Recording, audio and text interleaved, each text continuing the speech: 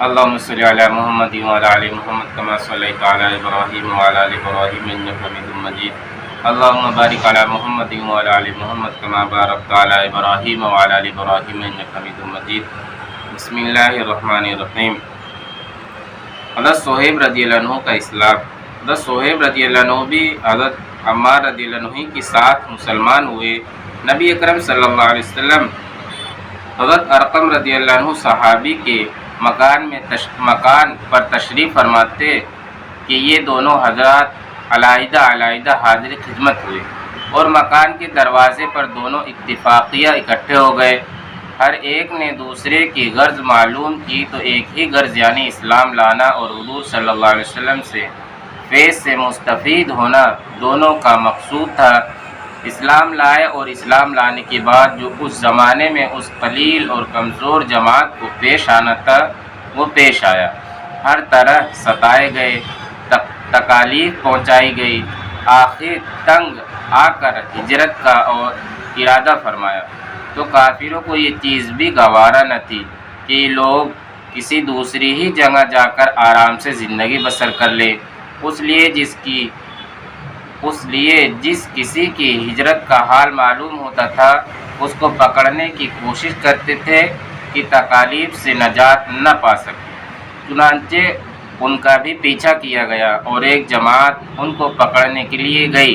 انہوں نے اپنا ترکش سنبھالا جس میں تیر تھے اور ان لوگوں سے کہا کہ دیکھو، تمہیں معلوم ہے کہ میں تم سب سے زیادہ تیر انداز ہوں. اگر ایک بھی تیر میرے پاس باقی رہے گا تو تم لوگ مجھ تک نہیں آ سکو گے، اور جب ایک بھی تیر نہ رہے گا تو میں اپنی تلوار سے مقابلہ کروں گا یہاں تک کہ تلوار بھی میرے ہاتھ میں نہ رہے. اس کے بعد جو تم سے ہو سکے کرنا.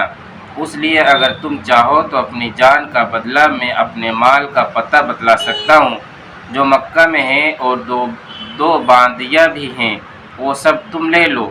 اس پر وہ لوگ راضی ہو گئے اور اپنا مال دے کر جان چھڑائی. اسی بارے میں آیت پاک وَمِنَ النَّاسِ مَن يَشْرِي نَفْسَهُ ابْتِغَاءَ مَرْضَاتِ اللَّهِ وَاللَّهُ رَءُوفٌ بِالْعِبَادِ نازل ہوئی.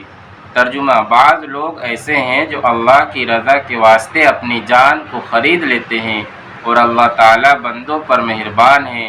حضور اقدس صلی اللہ علیہ وسلم اس وقت کوبہ میں تشریف فرماتے تھے، یعنی وہاں پر بیٹھے ہوئے تھے، وہاں پر ٹھہرے ہوئے تھے. صورت دیکھ کر ارشاد فرمایا کہ نفع کی تجارت کی. صہیب رضی اللہ عنہ کہتے ہیں کہ حضور صلی اللہ علیہ وسلم اس وقت کھجور نوش فرما رہے تھے اور میری آنکھ دکھ رہی تھی. میں بھی ساتھ کھانے لگا. حضور صلی اللہ علیہ وسلم نے فرمایا آنکھ دکھ رہی ہے اور کھجور کھاتے ہو؟ میں نے عرض کیا کہ حضور صلی اللہ علیہ وسلم اس آنکھ کی طرف سے کھاتا ہوں جو درست ہے، یعنی جو صحیح ہے. حضور صلی اللہ علیہ وسلم یہ جواب سن کر ہنس پڑے، یعنی مذاق میں صحابی رضی اللہ عنہ نے بولا تو آپ صلی اللہ علیہ وسلم ہنس پڑے.